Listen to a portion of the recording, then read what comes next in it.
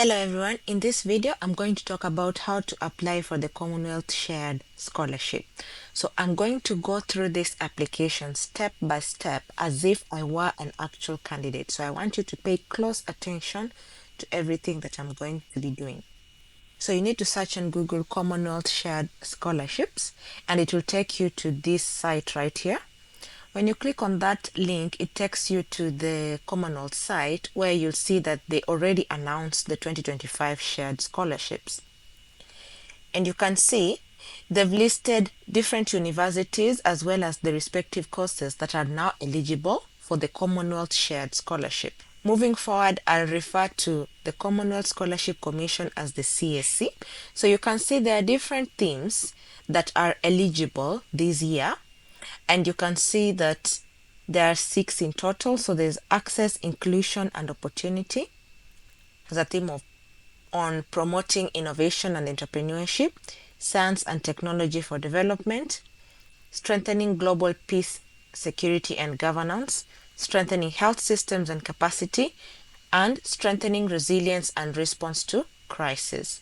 If you look at the science and technology for development theme, you can see there are various courses that are eligible as well as the respective universities. You can see most of the courses really focus on science and tech, all the way from Masters by Research, Parasite Control, MSc Conservation and Land Management, MSc Advanced GIS and Remote Sensing.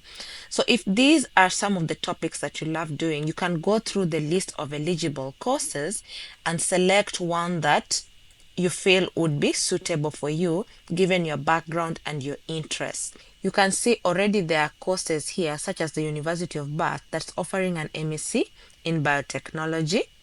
There's also University of Chester that's offering an MSc in biotechnology. So already just based on if my background was in those subjects that I've mentioned, I could apply to these 2 universities. Now that I've identified University of Bath, MSc Biotechnology, I've identified University of Chester. Let's say I want to start with University of Bath, MSc Biotechnology. So I'm just going to copy that and I'm going to open a new page and search for it. So when you click that link there, it's going to take you to the MSc page. And you have to do this for each and every course that you select across the list of eligible courses for the Commonwealth Shared Scholarship. All right. So this is the biotechnology MSc course. You can see there are more details about it. It's a 1-year course starting in September 2025. And to apply for it, you have to click this button, apply to Bath. So it's very important to read the entire course page. So you can see the buttons on the side that take you to exactly what you want to look at. If you're keen on exploring the entry requirements first before even looking at everything else, I would actually advise that you do that. So if you skip all the other elements of the course and go straight into entry requirements here, you can see it takes you to this section and you can check and see if you're eligible. So it asks, what is the origin of your qualification? This particular master's degree would require you to have a bachelor's degree. And the first question that they ask you is the origin of your qualification. So you need to state the country where you got your bachelor's degree. Let's say in my case, I got my bachelor's degree in Kenya. So I'm going to state Kenya. So it's even going to give you Kenyan qualifications here. So it says you should have a bachelor's degree with a final overall result of at least a strong second class honors lower division. So you can see you don't even need to have first class or second upper.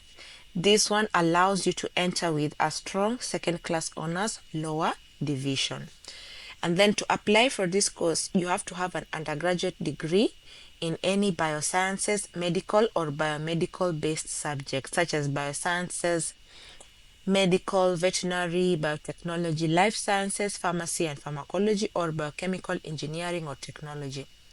And then they say we may make an offer based on a lower grade if you can provide evidence of your suitability for the degree. Okay, so they also state that there are English language requirements, and of course, these ones you'll have to meet. I always advise applicants to try and get this out of the way as soon as possible. Just do your IELTS. The certificate is eligible for 2 years. So if you do your IELTS, for example, this year, it will be eligible for 2 years from now. So that is until 2026. All right. So you need to have an IELTS of 6.5 and above.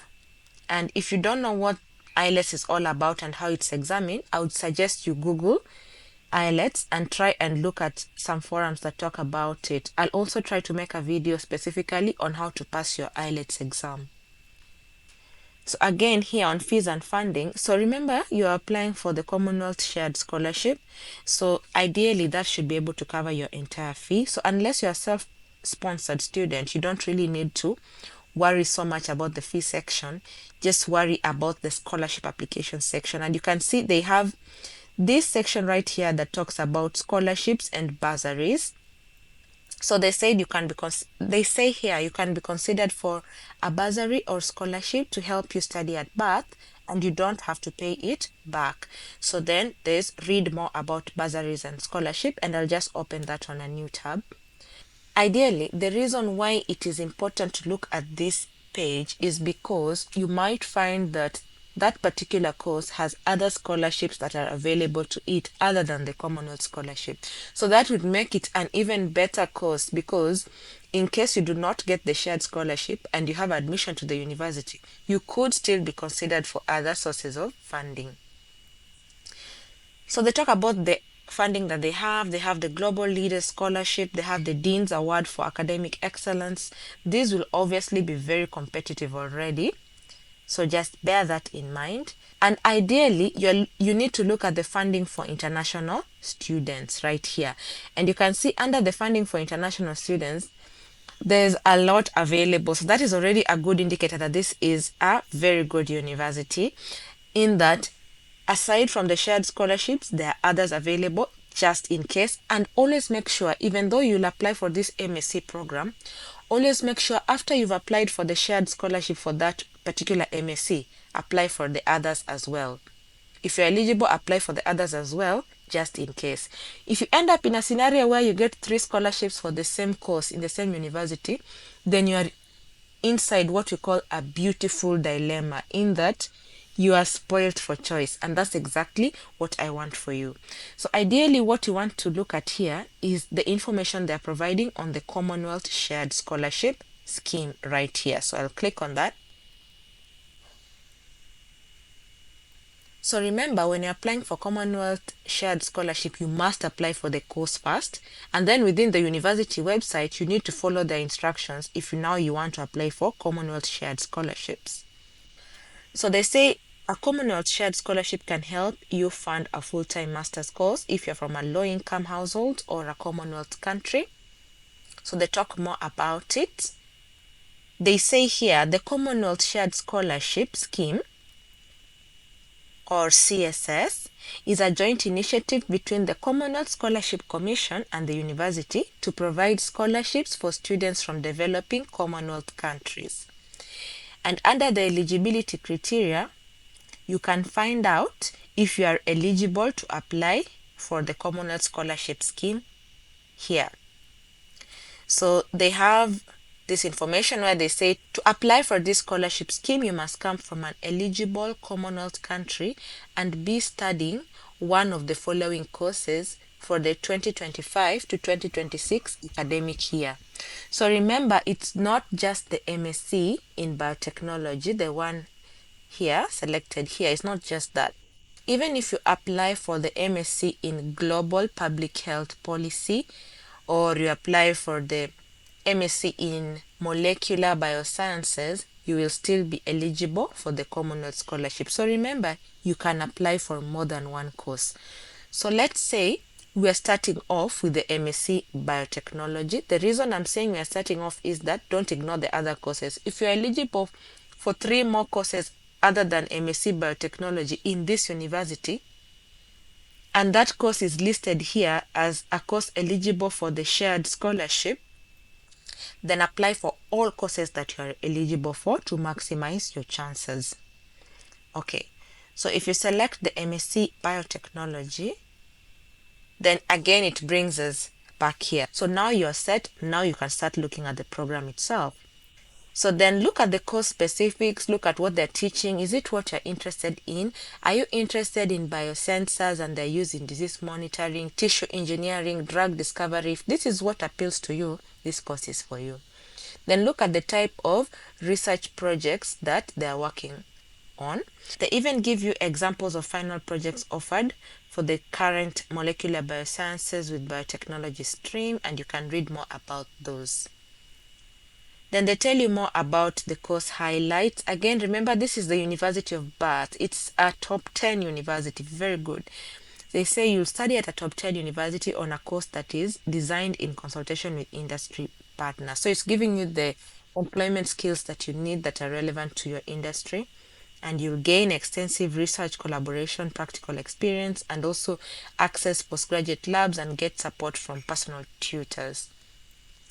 They talk about career prospects and who the course is for. Of course, you can use this to check whether it's the right fit for you.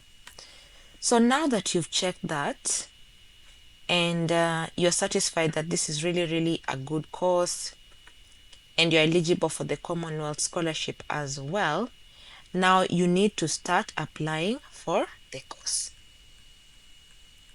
Alright, so then the first thing you need to do is to go to this apply button. So for the sake of this demonstration, I'm going to pretend that I'm an actual student seeking to apply for this MSc in Biotechnology course. The first thing you need to do, if you've never visited the University of Bath before, you will not have an account, so you need to create an account. So you'll not be able to log in here in this section until you create an account in this section here. So click that button to create an account, then it will take you to this page. For most universities, there'll always be the application page that looks like this. Don't be frightened by the several buttons, just start filling in those blanks. So once you fill in your personal information, then you need to also create your username. So once you've entered your details, then it's going to create an account for you. And now that my account has been created and my details are already there, then I would click next.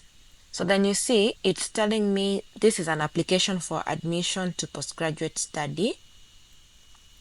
And it's also giving me instructions before I apply. So it's telling me before you apply, take time to read the guidance about the course.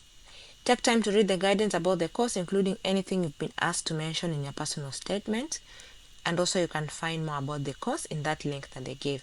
They say make sure you have these documents ready to submit. So just to recap, make sure you have your personal statement ready, your CV, your list of academic referees, your transcripts and degree certificates, the English language test results, as well as your passport as well.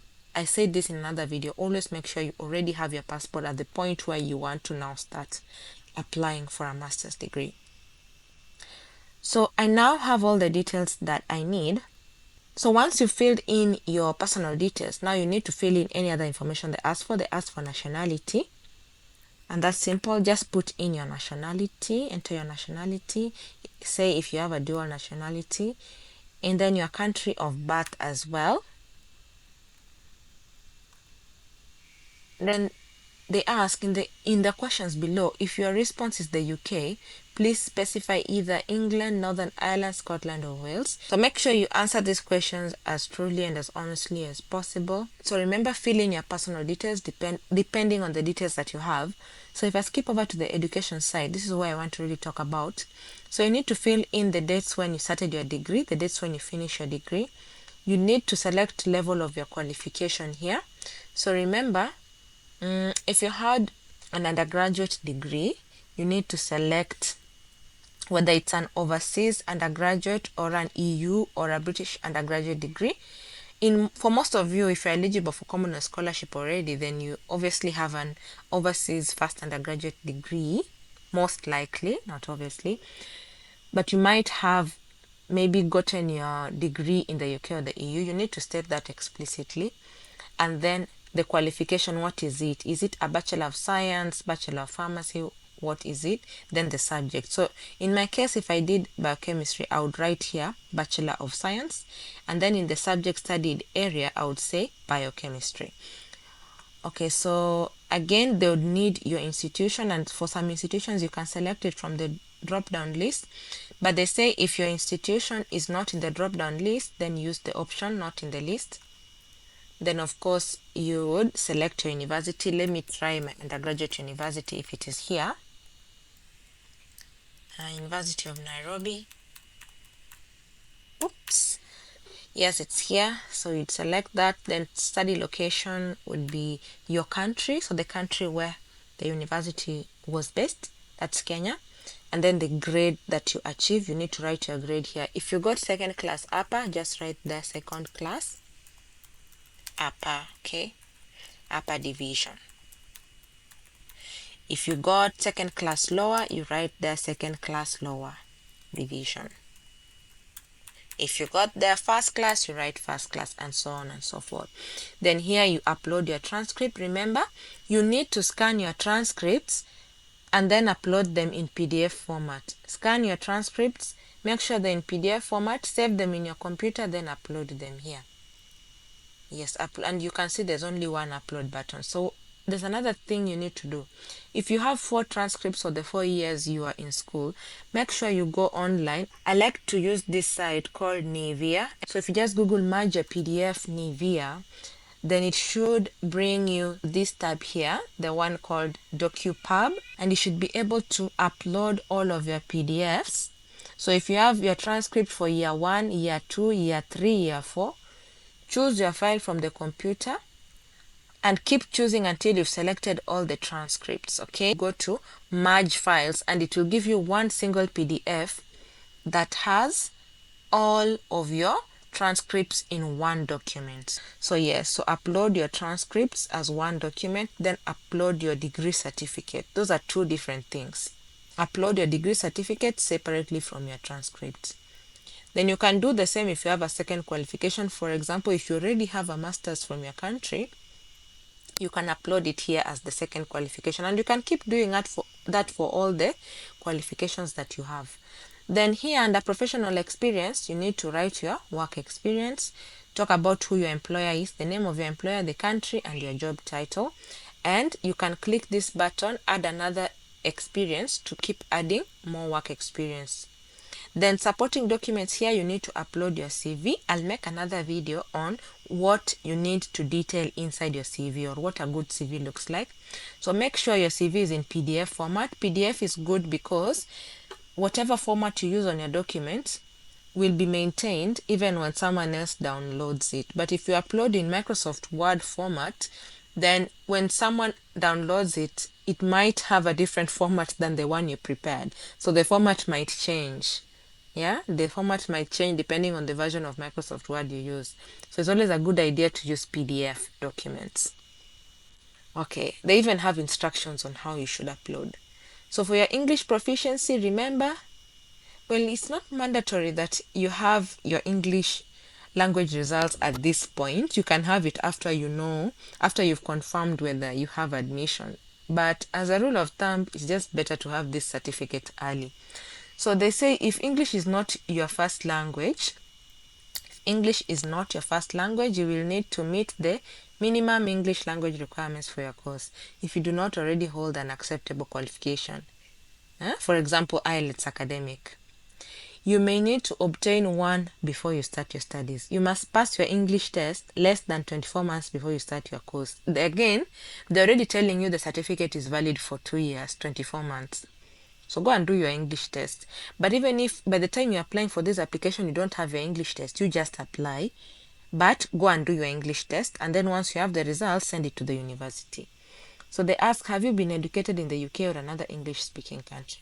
Listen, even if your degree was in English, you studied from nursery school, primary school, secondary school, high school in English, you are still going to do this test if you're from a country that is not classified as an English-speaking country. Okay, so yes, it's a battle you can't win right now to prove that you're actually an English speaker, and you don't need this test, but just do it. Go and do this test because you will have to do it before you even get your visa. Just do it. So unless you have been educated in the UK or another English speaking country, you will have to do it. So of course you'll probably indicate no. If not, do you have or are you about to take any other English qualification? So you see, they ask if you have or you're about to take.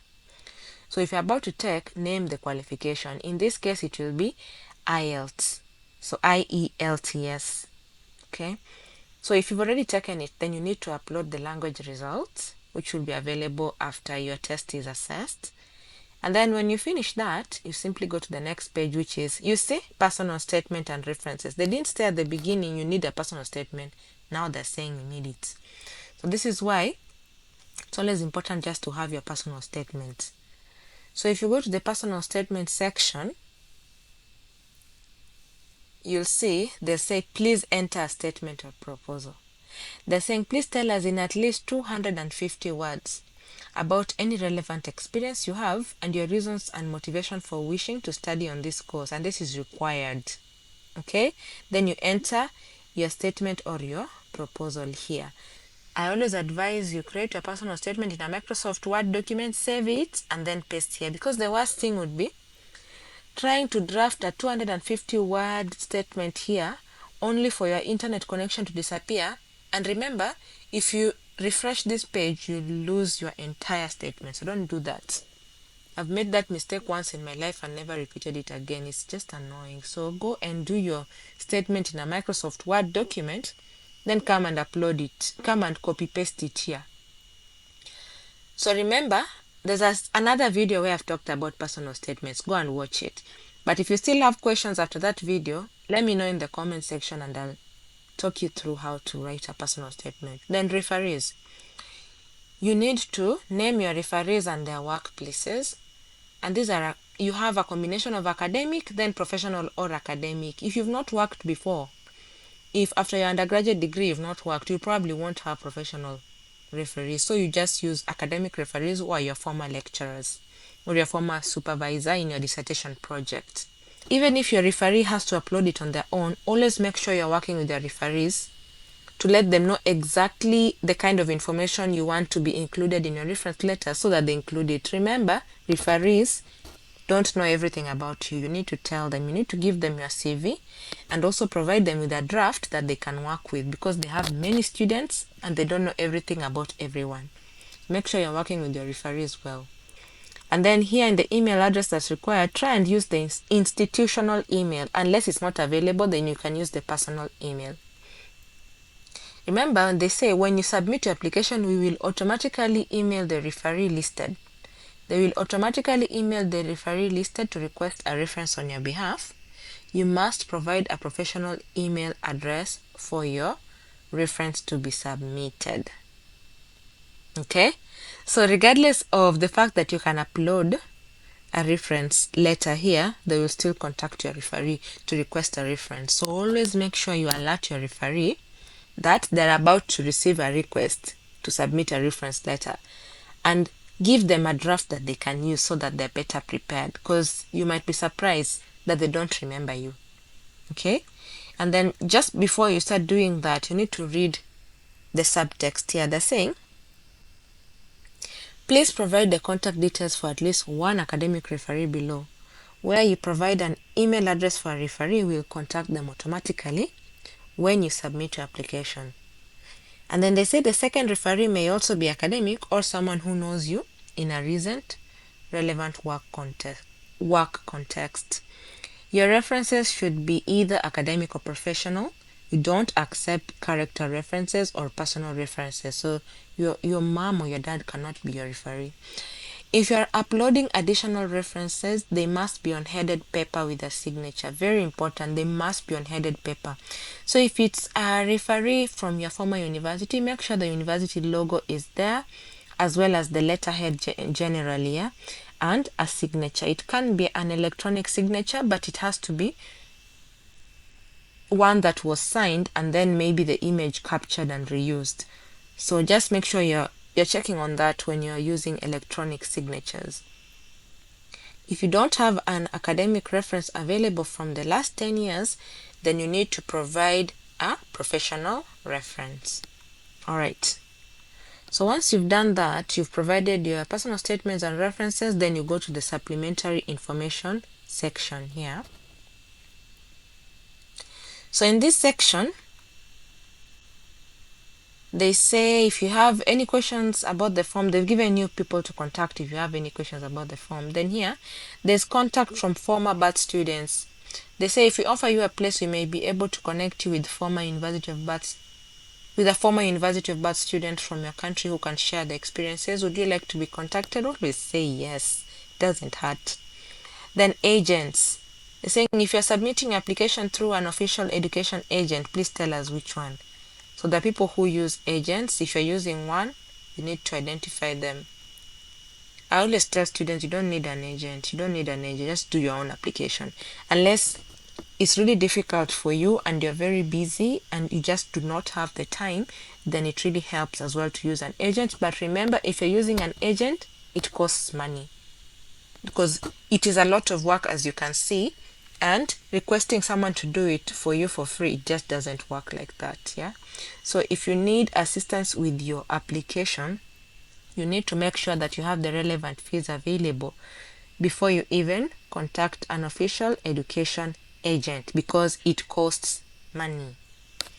Then in which country is your agent based, you need to identify that. In which city is your agent's office based, you need to identify that as well. Here, as I talk about this use of agents, I also want to mention that not all agents are official and some might misguide you. Okay, be very careful when you're choosing education agents and only use the verified one, because here I've heard of horror stories about students really getting bad experiences by using agents that are not official. So be very careful when you're doing that. As you can see, you don't need an agent at all. Just follow these steps, set aside time and do your own application. And then equal opportunities monitoring. Again, here you can choose to add information about your ethnicity. In this case, it is required, so you can't really choose. So you have to add your ethnicity. And then you can talk about any disabilities that you have in this section. And then if you have criminal convictions, you need to mention them here. All right, so once you've done that, then you go to the last section that involves checking and submitting your application. So here you can check the sections that are not complete and complete them, or if it's done, then you can submit. And you need to confirm that you have read and understood the declaration and you're ready to proceed with the application. Then you tick this box. Once you tick that box and you filled in all the other parts of your application, you simply click submit. So if you go back to the page that was talking about the University of Bath scholarships available. So here, if you go back to the Commonwealth side, we are still under University of Bath. Down here, they've said we have 4 awards available for students who wish to study at Bath. So you can click this button, find out how to apply. But remember, if you do not apply for admission into that program, you will not be considered for the Commonwealth Shared Scholarship. You need to scroll down and go to this section, how to apply. Click that button. When you click the button, it will take you here on instructions from the University of Bath. To apply for the Commonwealth Shared Scholarship scheme, you must apply using the CSC online application system and secure admission to your chosen course by applying to study with us. You must hold an offer to study one of the eligible courses. So remember, the second thing you must do 2 things. You must apply on the CSC side and you must secure admission for the eligible course of which the MSc in biotechnology was eligible. So you must secure admission as well. So now that we've already applied for admission, the only thing that's left is applying on the CSC side. Okay, so you click that link that they have on the university website. The deadline to submit the applications is Thursday, the 12th of December 2024. So we've already applied for admission. So let's see what you need to do for the CSC side of the application. So we open that link. When you click that link, it takes you back to the Commonwealth site, the Commonwealth Scholarship site. Okay. Then here they talk about the Commonwealth Shared Scholarship. I suggest you read everything here about the background of the scholarship. the purpose, the intended beneficiaries. Remember, they want high quality postgraduate students from the least developed and middle income countries, including fragile and conflict affected states who've not studied for a year or more in a high income country before, and who would not otherwise afford to study in the UK, and who have the potential to enhance development in their home countries with the knowledge and leadership skills they acquire. So it is very important to note this. They want people who have not studied for a year or more in a high income country. If you've already done your master's in the UK, you are not going to be eligible for this. If you've already studied for a course for a year or more in a high income country, you are not going to be eligible for this. But if you have a bachelor's degree or even a master's from a low income or middle income country, you are eligible. Okay, now that we have that information, you can look at all the other details as well. You can look at supporting documentation, advice for applicants, choosing a university or course, applicant eligibility, eligible countries, completing the application form, selection process, tenure and placement, financial assistance, general conditions, and inquiries. For now, let's just look at how to apply. So remember how to apply here. This is the most important section. Applications for the Commonwealth Shared Scholarship for 2025-2026 academic year are now open, and the closing date is Thursday, the 12th of December at 4 GMT. The scholarships are for study in the UK beginning September-October 2025. Mark that in your diaries. So all your applications must be submitted before Thursday, the 12th of December. Then remember, the applications must be made using the online application system. The CSC is unable to accept any applications or documentation not submitted via the online application system. Okay, so even if you've already applied for admission for that course in that university, you must apply to the CSC as well. Okay, so then applicants are advised to complete and submit applications as soon as possible, as the online application system will be very busy in the days leading up to the deadline. Please don't wait until last minute. Najua mnanisikia wale watu wa last minute. Don't wait until last minute. Applicants must apply to study an approved master's course at a participating university. Remember, you can only apply for the approved courses, and the list is available here. Just click this link and you'll see the approved courses. Then remember, you can apply for more than one course and to more than one university. However, you'll only be able to accept one offer. Okay? Note that these scholarships are only for master's courses and not for undergraduate or PhD. Then applicants must also apply and secure admission for the chosen university course in order to apply for a shared scholarship. So aside from applying to the Commonwealth CSC site, you must also apply for admission in your university of choice for the course that is approved. Okay, so please check with the chosen university for their specific advice on when to apply, admission requirements, and rules for applying. Okay, just like we did. Okay, so applications will be shared with the universities who will nominate their chosen candidates to the CSC in March 2025.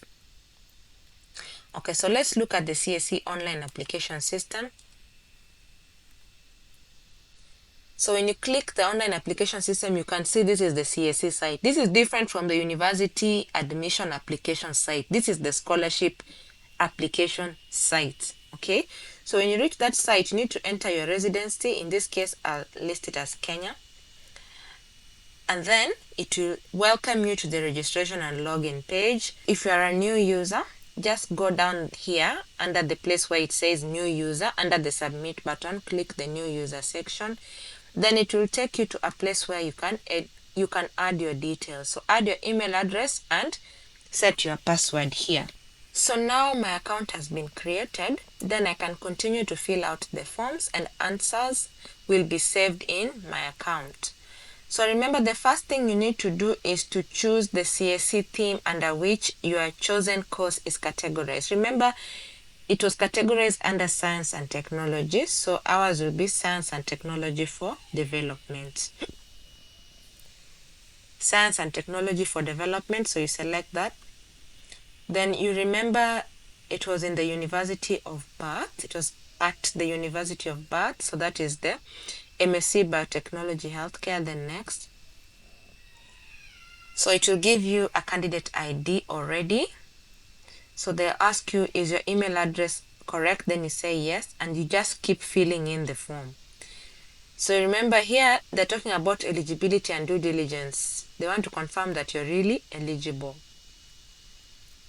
So they ask by September 2025, you must hold either a first university degree, this is your undergraduate degree, of at least second class, of at least upper second class honors, that is 2-1, or a second class lower, that is the 2-2 university degree, and a relevant postgraduate qualification, usually a master's degree, to meet the eligibility requirements for this scholarship. This is very important. Remember, the University of Bath, they said that you are eligible for that course with the second class lower, the 2-2. But here they say you must at least have a second class upper, or if you have a second class lower, you need a master's degree.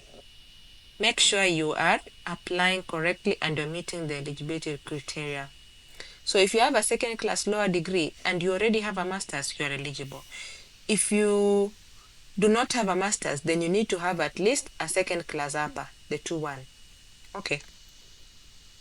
And they say your personal information will be used to conduct necessary due diligence checks to the CSC satisfaction before the CSC proceeds with any formal agreement. They'll check everything.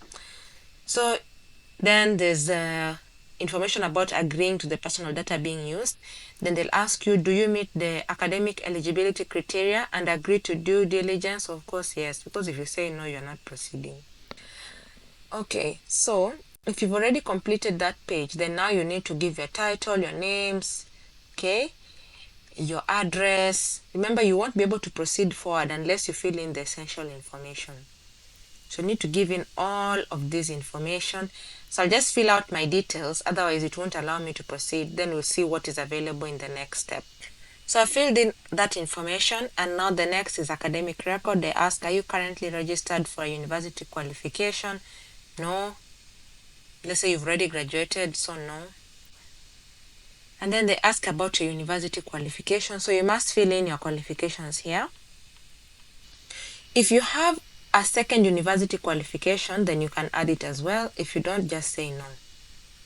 Then university education outside home country, previous scholarships, you can talk about that here. And you click next. Then here they'll ask you about publications or prizes. If you have any publication, write it here and give the DOI. If you have any academic distinctions and prizes, write them here as well. Then click next. So give your employment details and your main responsibility. This is for your current job. If you're not employed, you can also just leave it. We will only request references from those referees stated on your application if you're named as a reserve candidate or nominated to CSE.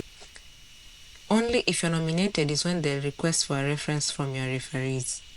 Note that some universities may require references separately, and you need to refer to the university contact details page of the CSE website for further details. Remember, there are those references required for admission, then there are those ones for scholarships. Two different references. You can't use the same one, because maybe your referee addressed the first one for your admission into that program, the second one is for scholarship. Okay? So again, you need to give the full name of the referee, the title, the email address, and the relationship to you for referee 1 and referee 2 and referee 3. It will not move to the next if you don't provide this information. Let's try and click next without providing this information. It will refuse. So you need to provide all of this information before you move to the next page. So now that I've completed the referee information, then you can see now it moves me to the essay section, sort of, starting with the development impacts. They'll ask for the university application number. So if I'd already applied for admission to that course, I'll have this number. Otherwise, I won't have it. So they're just asking if known. So if you don't have that number, it's still okay. You can still proceed while your admission application is being considered. So they'll ask you to select up to 3 SDGs, Sustainable Development Goals, that relate to your future development impact, starting with the most relevant. Then now this is where you start the essays. And I'll make a separate video on how to properly answer Commonwealth scholarship essays, because this is that will take a whole 30 minutes to 1 hour just to explain how to answer these essay questions. So if you just see, usually there are about 4 big essay questions you need to answer. Like the first one here, Commonwealth scholarships in the UK are funded by the UK Foreign Commonwealth and Development Office. So an important selection criterion is the potential contribution that you'll make to international development if you're awarded a scholarship. So you need to provide an impact statement in 4 parts, explaining 1, how your proposed work relates to development issues at the global, national, and local level, and 2, development issues connected to your chosen CSC theme and wider sector. This essay has a lot of components. So remember, let's say you're working on developing biosensors for people suffering from epilepsy. You could talk about how epilepsy, what is the burden of epilepsy at the global level, how many have the disease, how much is it costing different governments to tackle the disease, how much money is spent on epilepsy every single year, and that would address the global aspect as well as a bit of the national aspect. And then at local level, maybe you want to work within Kenya and address the issue within Kenya. What do the statistics look like at local level and national level that would be relevant to maybe one specific country? And then also looking at development issues connected with your CSC theme. Remember, the CSC theme was science and technology. So how is it connected to that? How much progress has been made in terms of sensors for seizures for epilepsy patients? And how would your work connect to that particular theme? Does it help to broaden knowledge on how the sensors can be made more precise, or how the sensitivity can be increased? So how is it connected to that CSC theme, science and technology, and to the wider sector? That is how you're supposed to be addressing this particular essay question in brief, but there's more to it, and I'll make a separate video on that. And then there's a second one that talks about how you intend to apply your new skills and qualification when you return home. You may wish to reference innovation and application of knowledge at global, national, and local level, and to include your intended methodologies and implementation strategies. This one is another question that is big. So you need to talk about which skills you're going to acquire and how you're going to apply them when you return home. And you need to be very specific. Which organizations do you want to work with? How are they linked to the work you want to do? So you need to be specific about the kind of research you want to do, even during your master's level, and how it links up to the priorities in your country and also globally. And then how you're going to measure, how you're going to implement those strategies, and how you're going to measure it. That is development impact 2. And 3, and you need to say this, remember I forgot to say this, in the first essay you need to say this in 200 words. That's basically 1 to 2 paragraphs. The second part you need to answer in 100 words. That is 1 paragraph. And in the third part, this is 250 words, roughly 2 paragraphs. And they ask what you expect will change in development terms following your studies. What will change? What are the outcomes you aim to achieve? The time frame of the implementation, who the beneficiaries are. Remember, this is almost like a proposal. They're just breaking down the proposal into parts. So if you know what a proposal entails, if you know a proposal has a background, the methodology section, then the outcomes and the time frame, okay, then you know they're just asking you questions about your methodology. Okay? And they're breaking it into parts. That's why it's only 250 words. Here you just talk about the outcomes. So maybe you are doing work on sensors, developing sensors for epilepsy patients. What are the outcomes? Maybe you do research to look at the gaps or the current challenges with the sensors that are being used and how they can be improved, for example. Or maybe your outcome will be doing a systematic review of all the methods or all the sensors that have been developed to date. Or maybe you're coming up with a new sensor and you're using a new method. And then what is the time frame for the implementation? Maybe you want to do a research project, okay? And then who the beneficiaries will be. So this would be potentially epilepsy patients, okay? So you need to be very precise here. And then number 4, how the impact of your work could be measured and evidenced, okay? So of course, one key thing would be publications. Is usually a very good way to measure the impact of your work. And aside from publication, you can also talk about presenting at conferences, writing reports, giving science talks. So you can demonstrate impact just based on how your work has been accepted into public policy. Let's say you've produced a new sensor, or you've talked about how the census can be improved, and maybe another organization or maybe the Ministry of Health is very interested in the work you're doing and they take it up and they discuss it at a national conference, then you could say you could measure your impact by looking at how it has been taken up by policy. That's one way you can measure your impact. And whether maybe if you've developed a new sensor, is it already being used? So they say, please include details of what indicators are used to measure this impact. You may wish to detail small incremental changes as well as more significant goals. And that's just a brief overview of how you answer this question. This question is just basically a short form of a research proposal that has been broken down into parts. Then here they'll talk about, it's already 65% complete, so you're almost there. They talk about study outline. So please provide a short outline of your proposed study research. You'll feel like you're repeating a bit of whatever you've said before. That's okay, but just rephrase it somehow. So if your proposed research is about developing biosensors for epilepsy, then you need a short outline of that research. Remember, it's only 125 words. It needs to be a short outline, one paragraph. What is your work? You want to do research on biosensors for epilepsy because of 1, 2, 3. In 2 sentences, summarize why it is important, the methods you want to use, and the outcomes. One paragraph. Then now you'll get into more detail. Here you provide a detailed plan of your study. It's 300 words, about 3 paragraphs. So you need to describe why you've chosen that course at that university and why you want to undertake this study in the UK. This is more of like a personal statement. You can use some elements from your personal statement to answer this question. So this is a detailed plan of your proposed study. And the selection panel, you want to understand why you have selected your proposed course and university. So you need to talk about why the course is good. And you can get this information from the course website. Just go and pick that information from the course website and paraphrase. And then what is it that you're looking for in a course, and how your chosen course relates to your objectives, and any dissertation topic you have in mind. So here you have to mention, okay, maybe you want to do a dissertation topic on biosensors for epilepsy, and you want to use maybe 1, 2, 3 methodologies, blah, blah, blah. Just make sure it's within 300 words. If you don't know how to write a personal statement, again, go back to my videos. I think it's the 2nd or 3rd video that I made about personal statements. Go and watch it, and then come back and answer this question. So for now, I'm just going to put here none. I won't answer this, just for demonstration purposes. We are going to move to the next page. So the next page, they have career plans. So in career plans, you need to talk about your objectives during the awards. 250 words, 2 paragraphs. What do you want to do during the awards? Okay.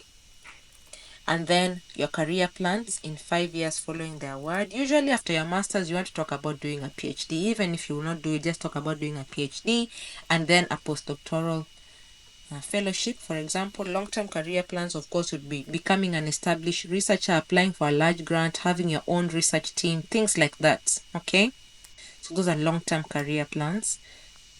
And then once you've done that, there's a section on your personal statement. This is why I said you will feel like you're repeating yourself, but that is okay. Just rephrase.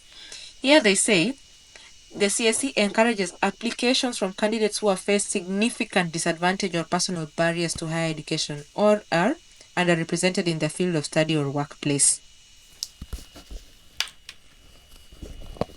The CSE encourages applications from candidates who have faced significant disadvantages or personal barriers to higher education or are underrepresented in the field of study or workplace. Then you need to summarize the way in which your personal background has encouraged you to want to make an impact in your home country. You may wish to highlight any areas that you've already made significant contributions, including overcoming personal or community barriers in accessing higher education within your field. So again, watch my video on personal statements, and I'll just make another one specific to how to answer Commonwealth Scholarship questions. Then voluntary and leadership experience. Remember, personal statement is 500 words. Leadership experience is 500 words. I will leave the link to the video where I talked about how to demonstrate leadership experience, please. Voluntary and leadership experience is not the same as personal statement. These are 2 different things. And I made a video on this. Go and watch that video. I'm going to leave all the links to the videos there. I get candidates coming back to ask me questions about how to write essays about leadership experience without really looking at the tips that I mentioned in the videos. Please watch the video first. Unless you have a precise question that I've not covered, then come and ask me that question. Okay?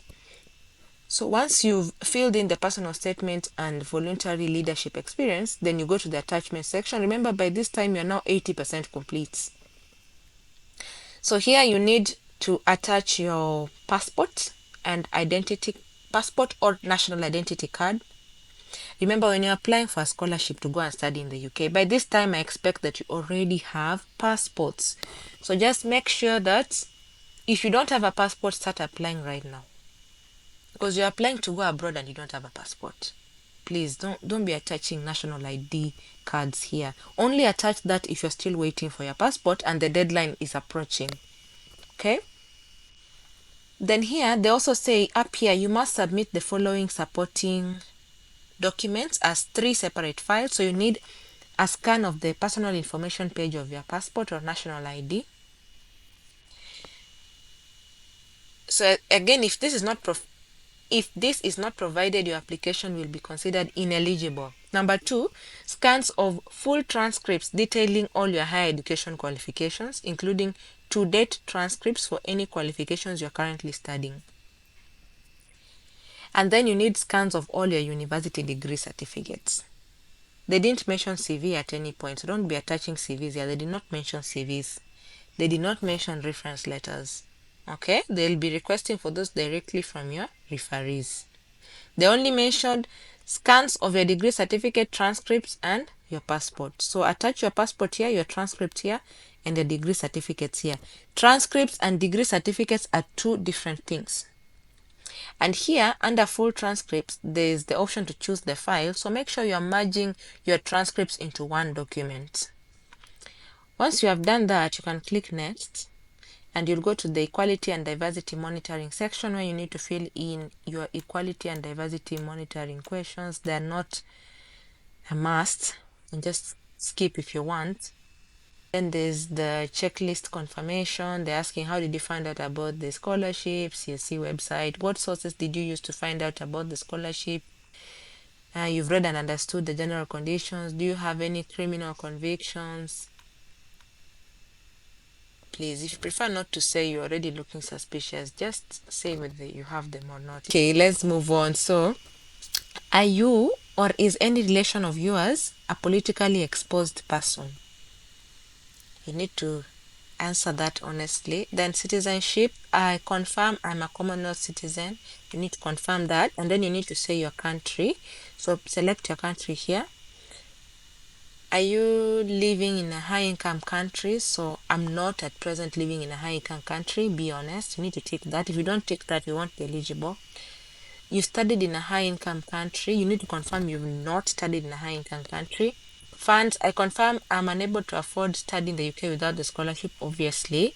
Then post-award, I shall return to my country or permanent residence to seek employment or to work or study as soon as the scholarship ends, obviously.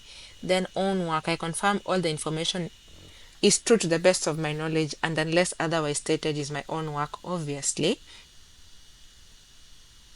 And then you need to state the date when you're applying, in this case 28th of November of 2024.